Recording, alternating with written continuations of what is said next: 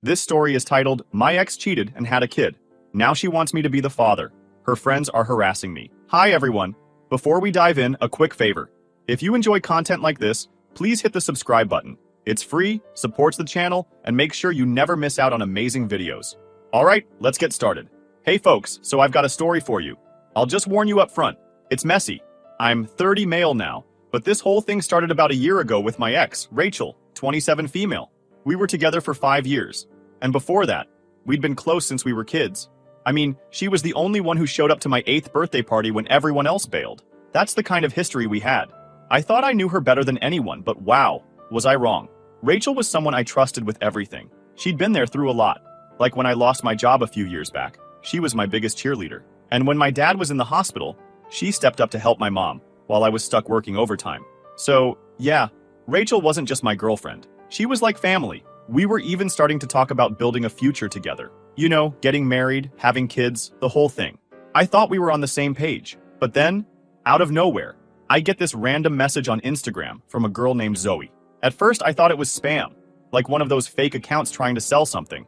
But when I read it, I got nauseous. Zoe said she had proof that Rachel was cheating on me. At first, I was skeptical. I mean, Rachel? Cheating? It didn't add up. We'd been solid, or at least I thought we had. But then Zoe started dropping details that were too specific to ignore. She claimed Rachel had been seeing some guy named Liam for a while, and had even told him she was pregnant.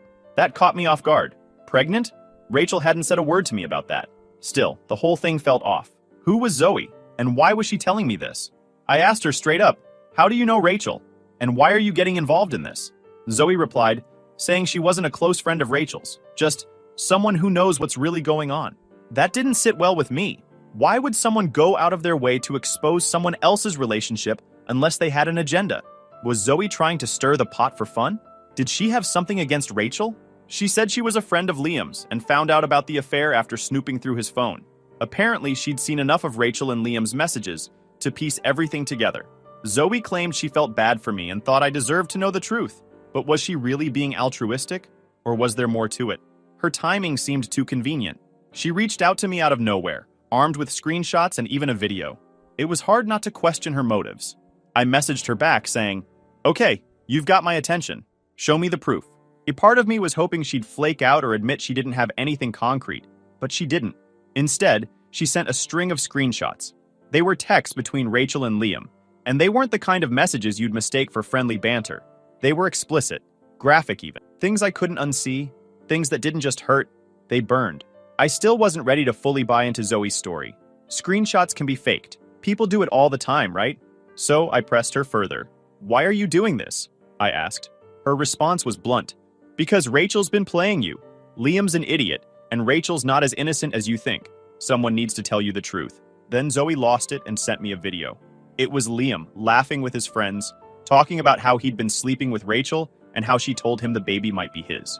My stomach turned. I didn't want to believe it, but the way Liam was talking, the smug tone in his voice, it felt too real to ignore. Even with all that, I still couldn't shake the feeling that Zoe might have her own agenda. Why now? Why me? Was she doing this to help, or was she just trying to hurt Rachel? I asked her one last time, what do you get out of this? What's your angle? She didn't sugarcoat her answer. I'm tired of seeing Rachel and Liam get away with their crap. You seem like a decent guy, and you deserve to know the truth. Do with it what you want. At that point, I didn't know what to think. Zoe's story lined up, and the evidence was overwhelming, but I couldn't shake the feeling that I was just a pawn in someone else's game. Was she telling the truth, or was she out to ruin Rachel for reasons I didn't fully understand? I saved everything Zoe sent me. The screenshots, the video, her messages explaining how she knew Rachel and Liam. Whether or not I fully trusted her, I couldn't deny the weight of the evidence. Every screenshot chipped away at the Rachel I thought I knew, and every second of that video hammered home the reality I didn't want to face. I stared at my phone, my mind spinning. I wanted to throw it across the room, to make all of it disappear, but that wouldn't change anything. I kept scrolling through the messages, hoping for something, anything, that would make it all make sense, but nothing did. The Rachel I thought I knew, the one who'd been my partner, my safe place, wasn't real. She'd been lying to me, sneaking around with Liam, all while pretending we were building a future together. And Zoe, whoever she really was, had blown the lid off it all. Whether she was a friend, an enemy, or just someone who wanted to stir the pot, I couldn't ignore what she'd shown me. It didn't make the betrayal hurt any less. But at least now I knew the truth. Or at least, I thought I did. Rachel was out visiting her parents when all this went down, which gave me some time to think. I packed up her things, everything she'd left at my place, and put it in the trunk of my car. I wasn't sure how I'd confront her, but I knew I had to. There was no way I could sit on this and pretend everything was fine. When she got back later that evening, she was all smiles, like nothing was wrong. She hugged me and said she had some exciting news. She told me she was pregnant, and I felt my blood boil. I had to fake a smile and act like I was thrilled. I told her we should go out to celebrate, and she thought it was a great idea. Instead, I drove her to her parents' house. The whole ride, she kept asking why we were going there, and I just said, "We'll talk when we get inside." I needed her mom there for this because I knew Rachel was about to go full denial mode, and I wanted a witness. When we got inside, Rachel's mom glanced up from her phone. "This is a surprise, what's going on?" Rachel, still riding her delusion, chimed in. "We have some big news to share." I shook my head, cutting her off. "Nope, not the news you're expecting." Rachel turned to me, confused. "What are you talking about?" I stared her down. "I know, Rachel. About Liam. About the texts. About the baby." Her smile dropped instantly. "What are you even talking about?" Her mom leaned forward. "Who's Liam? What's he saying, Rachel?" Rachel started scrambling. "He's misunderstanding something. It's not what it sounds like." I pulled out my phone, scrolling to the screenshots. "Not what it sounds like? Then explain this. Or better yet, explain why your boyfriend's bragging about sleeping with you and knocking you up. Make it make sense." Her mom shot up. "Rachel, is this true? Don't stand there lying to me." Rachel started tearing up. "It was a mistake, okay? I didn't mean to hurt anyone." "A mistake?" I said, letting out a dry laugh. "Rachel, you carried this on for 2 years. 2 years. You don't trip and fall into a 2-year affair. That's not a mistake. It's a choice." Her mom's eyes narrowed. 2 years? Rachel, what were you even thinking? And this Liam? He's the father? Rachel wiped at her face, mumbling. "Yes, but it's not what you think." "Stop saying that," I snapped. "It's exactly what I think. You've been lying, sneaking around, and now you want me to what? Pretend this didn't happen? Be your backup plan because he bailed? Number absolutely not." Rachel threw her hands up, desperation creeping in. "I'll fix this. I'll do anything. I'll get rid of the baby if that's what it takes to make things right." Her mom started yelling at her. "What are you even saying right now?" I shook my head, disgusted.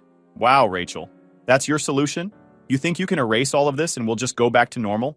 You really think I'm that stupid?" Rachel stepped toward me, pleading. "Please, I love you. I can't lose you." "You already lost me," I said, cold. I grabbed the bag of her stuff I'd brought with me and shoved it toward her. "Here. I don't want anything of yours in my house. We're done." Her mom stepped between us. "Wait, let's talk about this.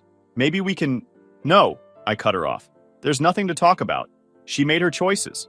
I'm just here to make sure you know the truth. Now you can deal with her."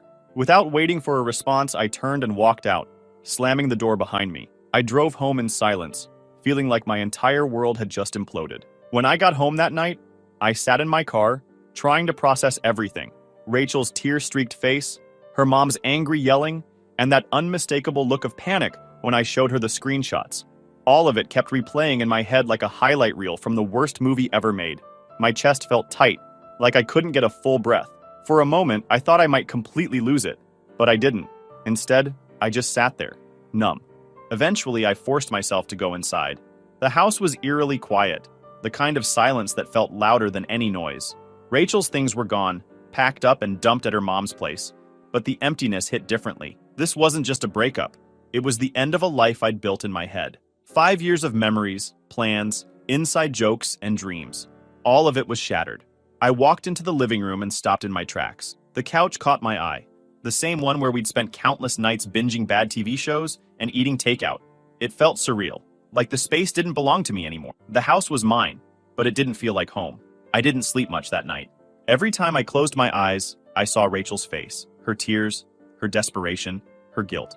I kept wondering how I didn't see it coming, how I could have missed something so massive for 2 whole years. By the time morning rolled around, I felt like a shell of myself. When I checked my phone, it was flooded with texts from Rachel. They started off as standard apologies. "Can we talk? Please call me. I'm so sorry." But by the time I scrolled through the list, they had turned desperate. "I'll do anything to fix this. I can't live without you. Please don't do this to us." I couldn't respond. What was there to say? She didn't just screw up. She burned everything to the ground and salted the earth for good measure. I blocked her number by the afternoon, thinking that would be the end of it. but I underestimated her determination. By that evening, she had shifted to social media, bombarding me with messages. The same routine. Apologies, promises to change, please for another chance. I blocked her on every platform. Then, the emails started. Long-winded messages about how she couldn't live without me and how she'd never forgive herself. Part of me wanted to tell her to leave me alone, to stop dragging this out. But another part of me didn't want to give her the satisfaction of knowing she'd gotten under my skin. So, I ignored her. Later that day, Chloe showed up unannounced. She's always been the one to step in when my life goes sideways, and this was no exception. "All right, spill," she said as soon as she walked in, her arms full of snacks and drinks. I didn't even know where to start, but once I did, it all came pouring out. The DM from Zoe, the screenshots, the video of Liam, Rachel's confession, and everything that had happened at her mom's house. Chloe sat there, her expression shifting from disbelief to pure anger. 2 years, she shouted, nearly dropping her drink. "And you had no idea?" I shook my head, feeling the bitterness rise in my chest. "She played me like a pro," I said, the words tasting sour. Chloe's protective instincts kicked in immediately. "She doesn't deserve even a second of your time. You know that, right?" she said, her voice firm. I nodded, but it didn't ease the ache in my chest. Chloe stayed for hours, making me talk through everything and cracking jokes to lighten the mood. By the end of the night, she was even joking about changing my locks, just in case Rachel gets any ideas. The next day, I told my mom. I had been dreading that conversation because she adored Rachel. For years, she'd called Rachel the perfect match and talked about how she couldn't wait for us to get married. Breaking the news felt like admitting I'd failed somehow, even though I knew deep down it wasn't my fault. When I showed her the screenshots, she just stared at them in silence for what felt like forever. Finally, she said, "She cheated?" Her voice was soft, almost like she didn't believe the words coming out of her mouth. I nodded, unable to meet her eyes. After a long pause, she shook her head and said, "I can't believe she did this to you, to us." That last part hit hard. Rachel wasn't just my girlfriend to her. She was family. My mom started venting about how much effort she'd put into building a relationship with Rachel. It was clear she felt betrayed too, like Rachel had let the whole family down. In the days that followed, Rachel's messages slowed down. Maybe she was finally getting the hint, or maybe she was regrouping. Either way, I didn't hear from her directly, but that didn't mean the drama was over. One night, Rachel's mom called me. Her voice was heavy with embarrassment and regret. "I'm so sorry for what Rachel did," she said. "I raised her better than this. She's devastated, you know. She knows she messed up, but she's still my daughter, and I have to ask, could you at least talk to her?" I sighed, already exhausted by the conversation. "I appreciate you calling," I said, "but there's nothing to talk about. She didn't just hurt me. She destroyed everything we had. I can't come back from that." Her mom sounded defeated. "I understand," she said softly, though I could tell she was disappointed. After we hung up, I felt a mix of relief and frustration. Relief that I'd stood my ground, but frustration that the people around Rachel still thought there was a way to fix things. There wasn't. She'd made her choices, and now she had to live with them. Breaking up with Rachel was rough, but the part that hit me hardest? Finding out some of my so-called friends knew about the affair and didn't tell me. They had front row seats to the betrayal and decided to keep quiet. It wasn't just Rachel who stabbed me in the back. It felt like a whole group of people I trusted had turned against me. I found out through bits and pieces after the breakup. One friend, Sam, slipped up during a conversation a few weeks later. He mentioned how he always thought Rachel and Liam had too much chemistry. Too much chemistry? What the hell does that even mean? I pressed him, and it turned out he had seen them getting a little too cozy at a party months before I found out. "You didn't think to tell me?" I asked. "I didn't know for sure," he stammered, "and I didn't want to stir up drama if it was nothing." I didn't take that excuse. If the roles were reversed, I'd have told him in a heartbeat. It felt like everyone had just decided I wasn't worth the hassle of honesty. It wasn't just Sam either. A couple of mutual friends admitted they'd heard rumors, but didn't think it was their place to get involved. Their silence felt like another layer of betrayal. If that random girl hadn't slid into my DMs out of nowhere, I'd probably be raising a kid that's not even mine, thinking I'm some stand-up dad, while she kept sneaking around with her side guy. Anyway, fast forward a year, and I was finally starting to move on. I had started to feel like myself again. I was going out with friends who actually cared about me, focusing on work, and even dipping my toes into dating. Life wasn't perfect, but it was stable, and I was okay with that. Then recently, out of nowhere, Rachel messaged me. The first time, it was just a simple, "Hey, can we talk?" I didn't even open it. I blocked her immediately. Whatever she had to say, I didn't need to hear it. A few days later, though, she showed up at my door.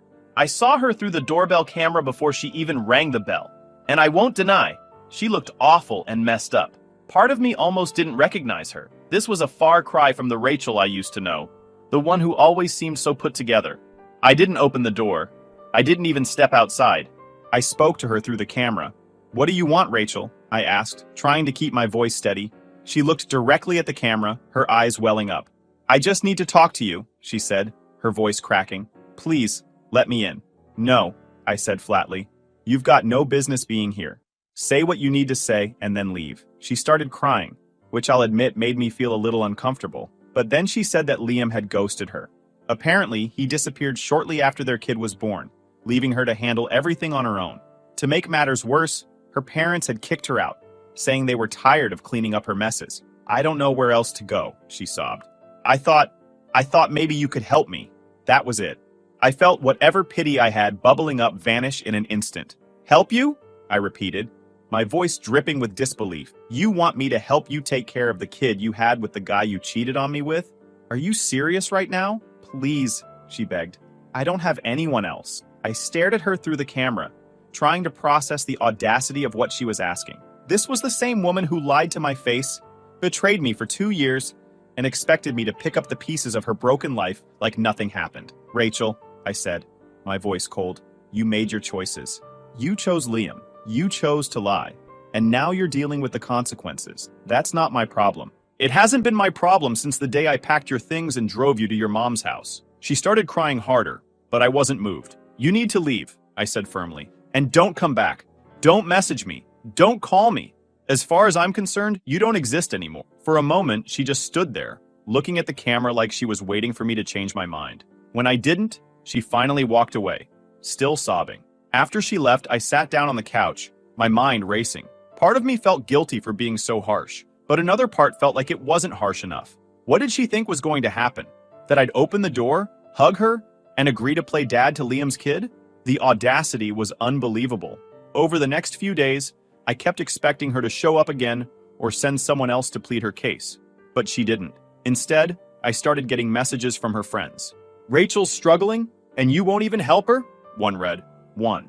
You're really just going to abandon her after everything you two had?" said another. I ignored them at first, but they kept coming. It was like her friends were trying to guilt me into taking her back. They called me heartless, selfish, and every other name you can think of. Some of them even brought up our history, saying I owed it to her because of all the years we'd spent together. But here's the thing. Rachel wasn't just someone I dated for 5 years. She was someone who betrayed me in the most personal way possible. She didn't just hurt me. She tore apart my trust and left me questioning everyone around me. I didn't owe her anything, and I wasn't about to let anyone make me feel otherwise. By the end of the week, I'd blocked every one of her friends who had messaged me. I didn't have the energy to argue with people who clearly didn't care about what I'd been through. If they wanted to support Rachel, that was their choice. But I wasn't going to be part of it.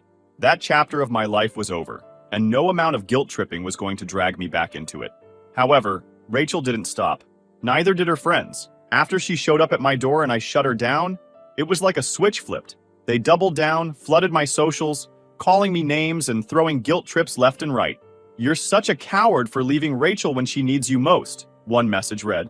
Another said, "You're less of a man for not stepping up." The entitlement in their words was mind-blowing. Some of Rachel's friends started leaving nasty comments on my work profile where I'd shared some professional achievements. That was my breaking point. I started documenting everything. Screenshots of messages, voice recordings of phone calls, even the fake accounts they were using to harass me. It was exhausting, but I had this gut feeling things were going to get worse before they got better, and I wanted to be ready, and I was right. Rachel found a way to throw another wrench into my life. I was sitting at my desk at work when I got a call from an unknown number. Normally, I'd let it go to voicemail, but something told me to answer. On the other end was a man who introduced himself as Rachel's lawyer. I froze for a second. Rachel's lawyer? What could she possibly want now? I asked him to cut to the chase. He said Rachel wanted to discuss a child support agreement. My jaw nearly hit the floor. Child support? For a kid that wasn't even mine? I told him flat out that there had to be some mistake. "I'm not the father of that child, and Rachel knows it," I said. The lawyer paused, probably not expecting me to be so direct. He asked if I'd be willing to meet to clear things up. I wasn't thrilled about it, but I figured it was better to confront this head-on than let it drag out. So I took the afternoon off and met him at his office. When I arrived, he greeted me politely, but I could tell he wasn't fully clued in on the situation. He started with the usual lawyer spiel about responsibility, how Rachel was struggling as a single mother, and how stepping up would mean a lot for everyone involved. I let him talk for a while, but when he finally gave me a chance to respond, I didn't hold back. "Let me stop you right there," I said, pulling out the folder I'd brought with me. Inside were all the receipts, screenshots of Rachel's messages with Liam, the video of Liam bragging about sleeping with her, and copies of every harassment message I'd received from her and her friends. I laid them out on the table, one by one. "This is the truth," I said, looking him dead in the eye. "Rachel cheated on me for 2 years with Liam. She got pregnant with his child and tried to lie about it being mine. When I left, she and her friends harassed me for months. I've got the proof right here." The lawyer leaned forward, flipping through the evidence. His expression shifted from professional to uncomfortable the further he got. By the time he reached the last page, he looked like he'd just realized he was on the losing side of a fight. But then, as if he wasn't already grasping at straws, he added, "Rachel mentioned something else. She said you were emotionally abusive during the relationship. That's why she's struggling to make ends meet now." For a second, I thought I'd misheard him. "Excuse me?" I asked, my voice steady but laced with disbelief. "She claimed that part of the reason she reached out for support was because your behavior during the relationship left her without a safety net," he said, avoiding eye contact. I let out a dry laugh. "So, let me get this straight. She cheats on me for 2 years, tries to pass off another guy's kid as mine, harasses me when I walk away, and now she's spinning some sob story to make me look like the bad guy? The nerve." He shifted uncomfortably in his seat, clearly regretting bringing it up. "Look, I'm just relaying what she told me," he said. I grabbed my folder and stood, giving him one last look. "If Rachel or her friends keep this up, I'll make sure their lies come with legal consequences. This ends now." The lawyer nodded, clearly rattled. "Understood," he said, gathering the documents into a neat stack. "I'll need to speak with my client about this." "You do that," I said, walking out of his office without looking back. At that moment, I felt so damn angry. Rachel thinks she could drag me into her mess, but little did she know who she was playing with. I kept thinking about everything the lawyer talked about. The audacity of it all was mind-blowing. I couldn't let it go. Against my better judgment, I grabbed my phone and called Rachel. She picked up almost instantly, her voice cautious but annoyingly sweet, like she'd been expecting me to cave. "I wasn't sure if you'd want to talk." I didn't bother with pleasantries. "Rachel, what the hell is this about child support?" I snapped. "I just got out of a meeting with your lawyer, and I want to know what kind of fantasy land you're living in, where you think I'm paying for your kid." Her tone shifted immediately. "Look, I didn't know he was going to reach out to you like that," she said, stumbling over her words. "I'm in a really tough spot, and I thought maybe—" She trailed off, like she realized mid-sentence how ridiculous she sounded. "You thought maybe what?" I interrupted, my voice rising. "You thought maybe I'd just roll over and be your safety net? After everything you've done? Let me make one thing clear, Rachel. That kid is not mine. I don't owe you anything. Not money, not time, not even a damn text back. You made your choices, and you don't get to drag me into your mess because Liam bailed on you." She let out a shaky breath, and I could hear her trying to hold it together. "I didn't mean for it to go this far," she said quietly. I don't have anyone else to turn to. My parents won't help, and Liam, he's gone. I'm doing this all on my own." I laughed, cold and bitter. "And whose fault is that, Rachel? You cheated, lied, and tried to pass off someone else's kid as mine. And now you're coming back to me because you're out of options? That's not my problem. It hasn't been my problem since the day I walked out." She started crying then, sniffling into the phone. "I'm sorry," she choked out. "I didn't know what else to do. Sorry doesn't fix this," I said flatly. "You need to stop. Stop calling me. Stop sending people after me, and stop trying to manipulate your way into my life. You don't get to come back from this. We're done, Rachel. For good." I hung up before she could say anything else and tossed my phone onto the passenger seat. My hands were shaking, but it wasn't from regret. It was from the sheer nerve she had to even think I'd entertain her nonsense. For the first time in a long time, I felt like I'd truly shut the door on her and all the chaos she brought into my life. And it felt damn good. A few days later, I got a formal letter from that lawyer. It was brief and to the point. There would be no further attempts at contact from Rachel or her friends. He also mentioned that Rachel had decided to move to another city to start fresh. There was even an apology included, though I doubted it came from Rachel herself. When I read the letter, I didn't feel vindicated or triumphant. I just felt relief. The chapter with Rachel was finally, officially closed. There would be no more messages, no more harassment, no more lawyers trying to guilt me into taking responsibility for a child that wasn't mine. So, The drama had finally quieted down, but rebuilding trust, that was the real challenge. Every time I met someone new, the thought lingered. What if they're hiding something too? But I wasn't going to live in paranoia. Rachel had already taken enough from me, and I refused to let her take my future too. I focused on what I could control, hitting the gym, throwing myself into work, and spending time with people who actually cared about me. Slowly but surely, I started feeling like myself again. One night, while I was out with some friends, Matt brought up dating. "You back in the game yet?" he asked. I smirked. "Not even close." "Come on, man," he said, rolling his eyes. "Not every woman is like Rachel. Don't let one bad apple ruin the whole thing for you." I didn't commit to anything then, but his words stuck. He wasn't wrong. I wasn't going to let Rachel's betrayal write the rest of my story. A couple of weeks later, Chloe invited me to a party. "Look, no pressure," she said. "It's not a setup. Just come hang out, relax, and have a good time for once." I almost bailed, but something told me to go. And honestly, I'm glad I did. The vibe was chill. No awkwardness, no expectations, just good people. That's when I met someone. She wasn't flashy or trying too hard. She was just real. We talked for hours about everything and nothing, and for the first time in a long time, I felt like I could breathe around someone. Am I jumping into something serious? But I'm open to seeing where it goes. For now, I'm focusing on myself, but it feels good to know that not everyone is like Rachel. Sometimes, you just have to close one chapter to start a better one. And trust me, this new chapter, it's already off to a way better start.